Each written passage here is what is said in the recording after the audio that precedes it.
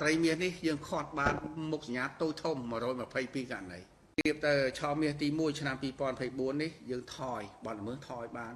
18លើកស្មើ13%អញ្ចឹងប្រៀបធៀបត្រីមាសទី1 2024ប្រៀបធៀបត្រីមាសទី1ដល់ឆ្នាំ2025នេះមានការថយបនល្មើសនេះមើលក្រិតយើងបង្ក្រាបបាន20ករណីបើវាកើត26លើកយើងមកក្រាបបាន20ករណីឥឡូវយើងកំពុងតស៊ូឥឡូវយើងមកក្រាបបានយើងអត់តដោះចេញករណីនេះហើយមួយឆឹមក៏យើងមកក្រាបបានដែរហើយមានការថយចុះ12លើកស្មើ13%បនល្មើសឆឹមថយបនល្មើសឆឹមគឺបនល្មើសតូចតាចហើយបើបង្ក្រាបសរុបគឺយើងមកក្រាបបានច្រើន116ករណីស្មើនឹង95%ហើយយើងប្រៀបធៀបឆមាសទី2ឆ្នាំ2023និងឆមាសទី2 2024គឺយើងមកក្រាបបាន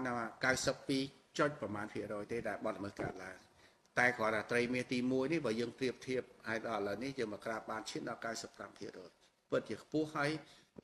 យើងគិតថាបទល្មើសដែលយើងទប់ស្កាត់មិនបានកើតឡើងគឺយើងមានវិធានការជំនាញបង្ក្រាបនេះគឺថាសមត្ថកិច្ចរបស់យើងនេះមានសមត្ថភាពខ្ពស់ហើយព្រោះដោយសារការបង្ក្រាបការស្រាវជ្រាវនេះគឺជាសមត្ថភាពរបស់នគរបាលជំនាញបើសិនជាការបង្ក្រាបតាមបទល្មើសជាក់ស្ដែងហើយច្រើនជាងបទល្មើសស៊ើបអង្កេតស្រាវជ្រាវនេះគឺសមត្ថភាពយើងមិនតាន់តុល្យភាពតែពេលនេះខ្ញុំកោតសរសើរថា